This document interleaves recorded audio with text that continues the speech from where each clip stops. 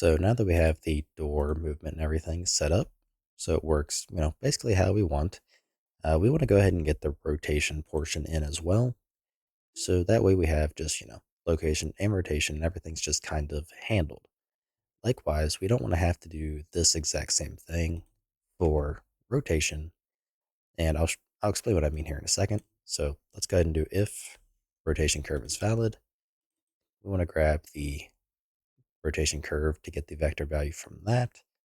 And this will be the target rotation instead of location.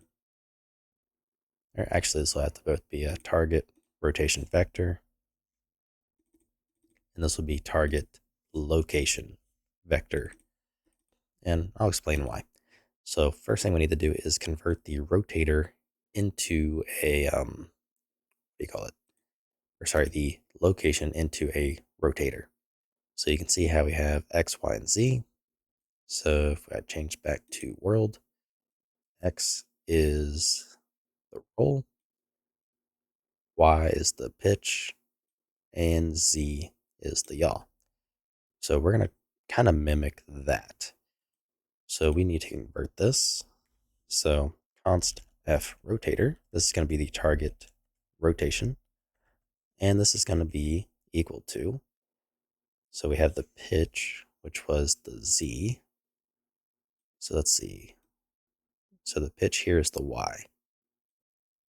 So it's going to be target location vector dot Y. Then we have the, what was it, the roll. Then we have the yaw, which is the Z. And then we have the X, which is the roll. So I'm using the wrong one. Let me fix that. And we're going to use those values out of the target rotation vector. So what I want to do is change this to target rotation or relative rotation and change the actual value to be the target rotation. Now, what I had mentioned was I didn't want to do this because the same thing, because we're basically making two calls to update the transform when instead we should be using set relative location and rotation. That's going to be more efficient. So we need to access the location as well as the rotation inside of both of these. So the way we're going to do this is basically remove the const, or better yet, this one can actually be a constant. Remove the set relative location and the set relative rotation, and basically just define target location vector up here. And this by default will equal the component to move get component location. And we are going to define the target rotation to equal component to move get component rotation. So this way, only if the curves for the location exist or the rotation exists, will it be overridden. And we're going to change that. So F rotator, like so. So target rotation equals the new rotator, and target location vector equals the new vector value. So now we can very simply pass in the location and the target rotation. So now we're doing it in basically just one fell swoop. So let's go ahead and run the live coding to rebuild. And this should be more efficient than doing two moves for each component that it has to go through and update. So let's go ahead and make a temp location curve. This will be a temp rotation curve instead. And we want this to just, well, we'll tinker with it. We're going to rotate it like a normal door. So I'm going to clear the location curve and swap it for the rotation curve. So let's see, we have the Y value. Let's see what that does. Okay, and that just went into Narnia. And I know why, because we're using get component location, which is world location. So we want get relative location and get relative rotation instead. I completely forgot about that because we were basically setting world space into component space.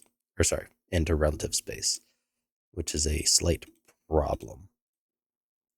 So press F. So there's our pitch. And let's do our, see, this is, I don't know what value. This is our X. And let's also just add a curve to Z.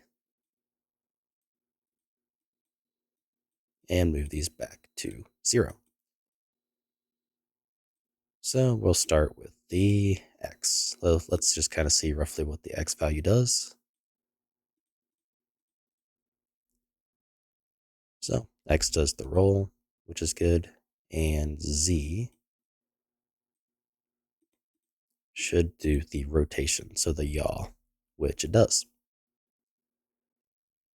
So that is overall good. So we know that our rotation setup works, and let's go ahead and re-add the location in conjunction with it. So now we get the, we get both in tune. So we can go ahead and clear the rotation as it is not needed in this context.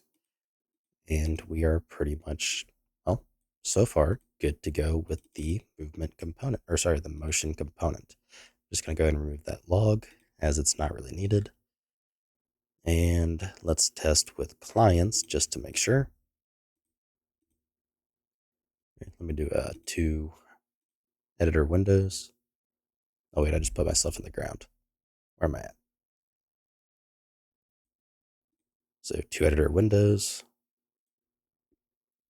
So press F, and there we go.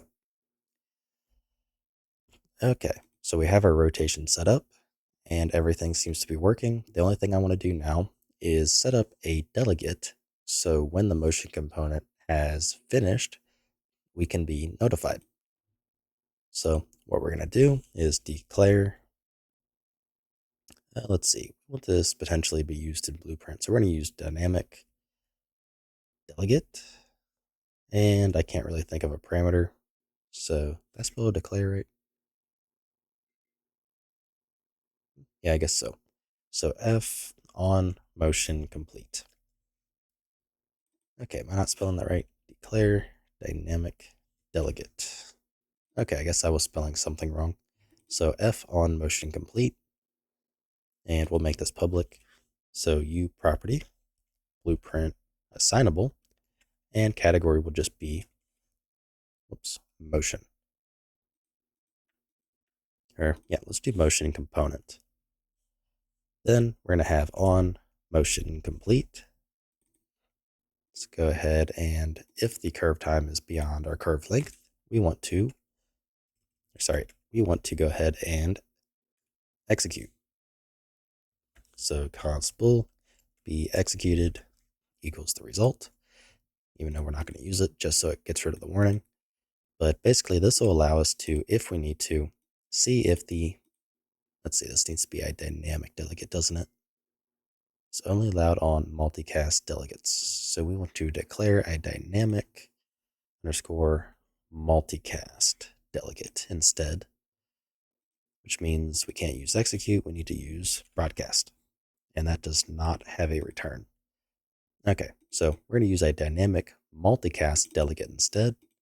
So we have to change from execute to broadcast to, broadcast it because multiple things can be assigned to this, firing off.